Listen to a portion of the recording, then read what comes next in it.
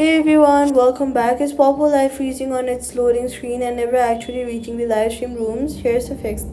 First, open any web browser or website on your phone and load a website just to confirm that your internet connection is actually working. Since Poppo Lite needs a stable connection just to load its interface.